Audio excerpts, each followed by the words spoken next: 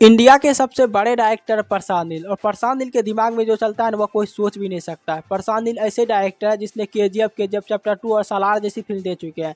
जब से सालार फिल्म का अनाउंसमेंट हुआ था सबको लग रहा था कि ये केजीएफ यूनिवर्स का पार्ट है। सभी यूट्यूबर, मूवी रिव्यूअर जितना भी है कम से कम 1000 से ज़्यादा वीडियो बनाया था कि केजीएफ का यूनिवर्स का पार्ट होने वाला है सालार।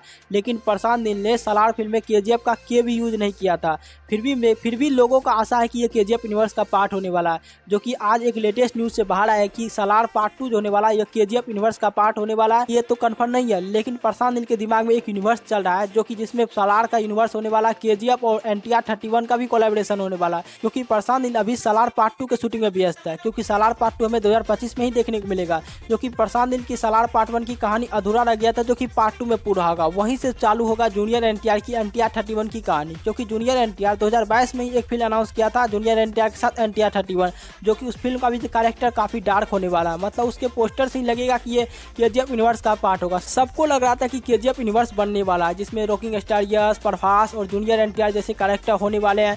लेकिन ये अभी तक कंफर्म नहीं था लेकिन अब ये कंफर्म हो चुका कि यूनिवर्स बनने वाला है, जिसमें प्रभास की सालार जो होने वाली है, जिसमें प्रभास का जो सालार वाला कैरेक्टर है वो यूनिवर्स का पार्ट होने वाला है। लेकिन ये न्यूज़ बाहर आया है इस फिल्म के जो सालार के जो कैरेक्टर थे पृथ्वीराज सुकुमारन का, वरदराज सुकुमारन का, उससे कोई सवाल पूछा था कि आपका ये कैरेक्टर छोटा नहीं था, सिर्फ प्रभास को बिल्डअप दे रहा था। वो रिप्लाई दिया मेरा कैरेक्टर छोटा नहीं है, ये एक प्रशांत नील का अलग यूनिवर्स से जुड़ने वाला है। मतलब ये केजीएफ यूनिवर्स नहीं होने वाला, ये कंफर्म नहीं है कि ये केजीएफ यूनिवर्स होगा या नहीं होगा। लेकिन प्रशांत नील के दिमाग में जो यूनिवर्स चल रहा है उसमें जो पृथ्वीराज का कैरेक्टर था वरदराज मन्नार, उसके जो पिता थे शिव मन्नार, वह का जमाने का कैरेक्टर से यूनिवर्स बनने वाला है। ये अभी जो चल रहा था 2017 में सालार फिल्म चल रहा था, उसका जो कैरेक्टर और कहानी थे 2017 का था। लेकिन उसका पिता जो था शिव मन्नार कैरेक्टर, जिसमें जगपति बाबू का पिता जो था यानी वरदराज सुकुमारन का जो दादा का किरदार निभाया था शिव मन्नार, जो उसी तरह का शक्ल था, उसी जमाने की कहानी होने वाला है। जो कि उस समय में रॉकिंग स्टार यश की केजीएफ की भी कहानी चलती है, तो मतलब वहीं की कहानी होने वाली है। लेकिन ये नहीं पता चल रहा है कि इसमें प्रभास का जो सालार वाला कैरेक्टर है वो किस तरह से उसमें इंटर करेगा। और जूनियर एनटीआर की तो कहानी अभी तक कंफर्म नहीं है,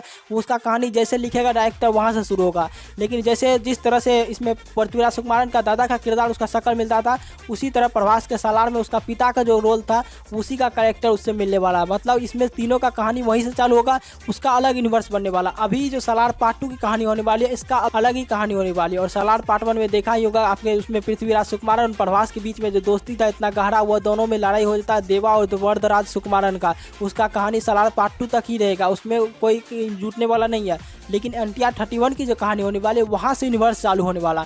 सालार पार्ट 2 में हो सकता है कि एनटीआर 31 का इंट्रोड्यूस कराया जाए कैरेक्टर का, लेकिन अभी तक कंफर्म नहीं है।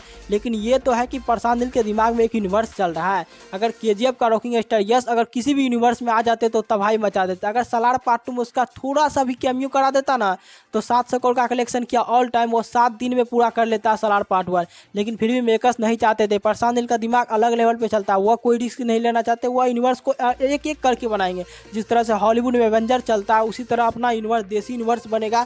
और प्रशांत नील के डायरेक्शन में कोई सवाल पैदा नहीं कर सकता। उसका सोच सकते हैं केजीएफ चैप्टर 2 200 करोड़ के बजट में हॉलीवुड लेवल का फिल्म बनाया था और 1260 करोड़ का कलेक्शन किया था। और सालार फिल्म तो पूरा तरह से प्रभास के कैरेक्टर को इंट्रोड्यूस हाइप बनाने में ही चला गया। सोच सकते हैं सालार पार्ट 2 में प्रभास के कैरेक्टर के साथ क्या क्या होने वाला। और जिस तरह से उसका हाइप बना कैरेक्टर का, तो उसने आपने देखा होगा क्या क्या तबाही मचाया था प्रभास। और सालार पार्ट 2 में किस तरह का कैरेक्टर होने वाला, उसकी कहानी तो और भी ज़्यादा भयानक होने वाली है। और सालार पार्ट 2 जब भी रिलीज होगी बॉक्स ऑफिस फाड़ देगी। आपको केजीएफ यूनिवर्स का इंतजार है या नहीं, कमेंट बताइएगा। Thanks for watching.